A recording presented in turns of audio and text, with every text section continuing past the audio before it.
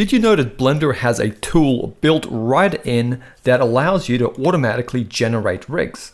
Check this out. This is just a character that I have here in Blender, and in just a few minutes, I rigged him up by simply placing some placeholder bones and then generating a rig. So I'm going to show you step by step how you can do this. So I'm not going to be giving you a character, but you can use whatever character you have and then follow along. And I'm going to show you step by step how easy it is to use Blender's built-in tool. And once again, you don't have to download anything external. This comes built into Blender.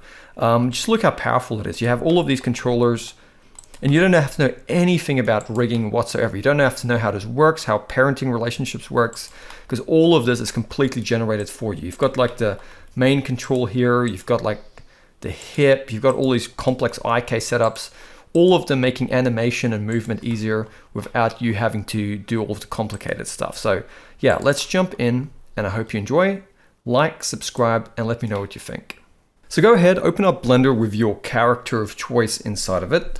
Once you have it, make sure your character is sitting nice and in the middle, and in the right view as well. You want it just sitting in the middle as well. So you want it just nice and centered pretty much. You also want to make sure that you go Control A and apply any scale, rotation, and location with your character to make sure all those things are okay, as well as Blender will be looking at the scale.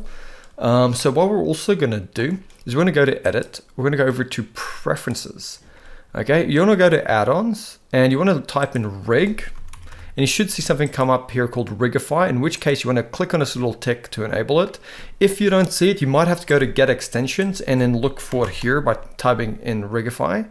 Okay, so in this case, it's not happening, but you might have to do that. But you get the idea here. We just want to make sure Rigify is enabled. From here, it just gets easier. So with your character positioned how you want it, I always recommend at least a T-pose, or at the very minimum, sort of like a downward T-pose like this, but you don't want the arms right against the side. So what you're going to do, with your cursor in the center, right under your character, you're going to go Shift A, and you're going to go to your armature, and then there's going to be an option here for Rigify. Now, I'm just going to explain something. So you can actually add, we're not going to add this one, but I'm just going to show it to you anyway. This one here is much more advanced. This has a lot of different bones, and you can line them all up one for one, but I'm not going to use this one. I'm going to go for the simpler version. So I'm going to go Shift A, and under the armature, I'm going to go to Rigify Metarigs, and I'm going to go over to the basic and then get the basic human. Now you could use the same principle you're about to learn with the more advanced human. It just takes more time to line up the bones. Okay, so what you're going to do now is to be able to see through here, we're just going to go and enable our X-ray toggle up here. And with this rig selected, you're going to go S and scale it up to match your character. So in this case, I'm scaling mine up to match my character. Yours might be different depending on the size of your character, but you definitely don't want to be scaling the rig any smaller. If your character is tiny compared to the default rig, scale up your character and apply it. Don't do it the other way around. So in this case, I'm going to scale it until the shoulders roughly line up, like so. And then with the rig selected, I'm going to go Control A and apply to scale, because we scaled it in object mode. Then you're going to go into edit mode. You're going to enable the X mirror. The reason we're doing that, if you have a symmetrical character, which I do in this case, it's much easier just to take these and line them up. So I'm going to select the hand first, selecting the hand, and in the front orthographic view, we're going to go G and move it here. Place it roughly where the wrist is. Then grab this little nub here and go G and move it up to match the hand. Then grab this middle bone, bring it here in the middle where the elbow is. And then bring this one, we just want to make sure it just kind of sits here where the shoulder is. Then we're going to bring these clavicles, bring them down a bit so they kind of make like a V, as you can see here. And the breastbone need to be kind of like where the breasts are, so right about here. And then we're going to grab this hip here and just adjust it, bring it in a little bit. And then what you can do is you can come over here and then just select the foot, move it all up over to the side, and move the leg in over here. So we're just aligning everything on the front. The top of the leg kind of wants to sit about here. And if you might have to just go ahead and grab all of this hip stuff here and just move that down a little bit like that.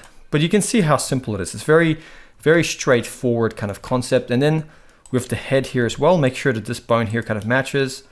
The neck sits over here. But when that is done, you can go into your right orthographic view. And now you can see we need to line things up this way. So I'm going to select the hand. I'm going to go back into the right. At this point, I'll turn off my X-ray and I'll go Z and go wireframe. And I'll just go G, Y and move this forward. Then click on this nub, move it forward a bit. So the hand is now placed from the side. The elbow needs to go forward a little bit on the Y.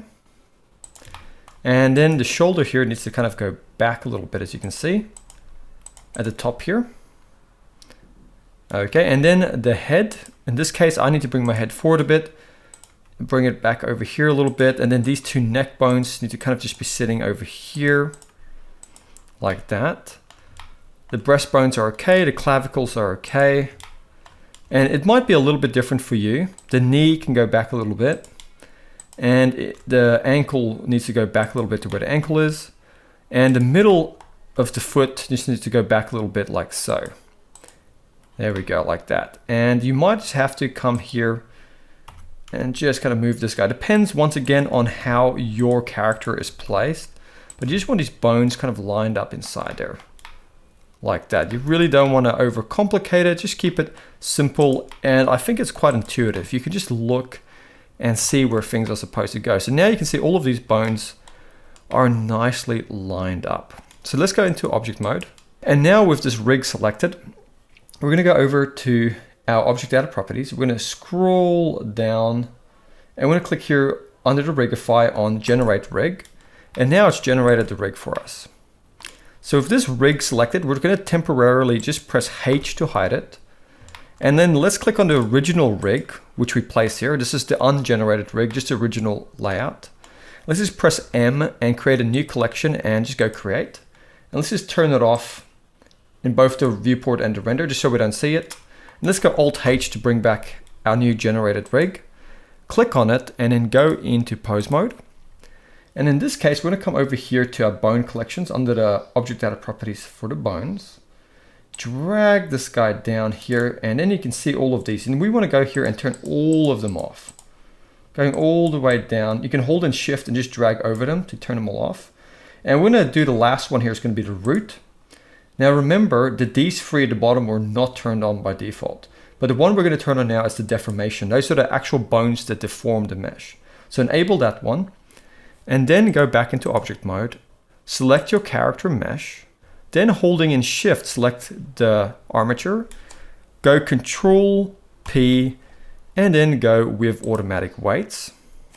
Now it's weighted the character mesh to the bones. Select the rig again. Go back into pose mode.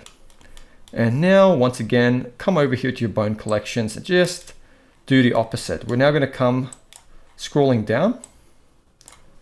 And we're going to turn off the deformation bone. And then everything from the root up, we're just going to enable again so we can see them, all of these bones. And I might just have to drag up over here on the side. Just there we go.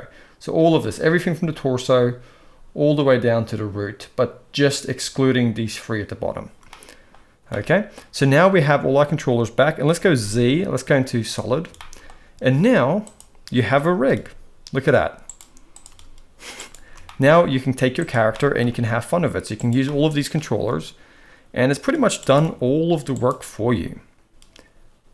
And I hope you guys have enjoyed this. So if there's any questions, feel free to ask in the comments. And if you are curious about weight painting yourself, you can always turn these off again, enable the deformation, and then just as you normally would, select your mesh and then your rig. And with your mesh selected last actually, so your rig and then your mesh, you'll just go in object mode, doing it that way, into the weight paint and just weight paint the normal way. But this is not what we're covering today. This is just covering the human meta rig and showing you how to use it in Blender. I really hope you have enjoyed this, and thank you for watching.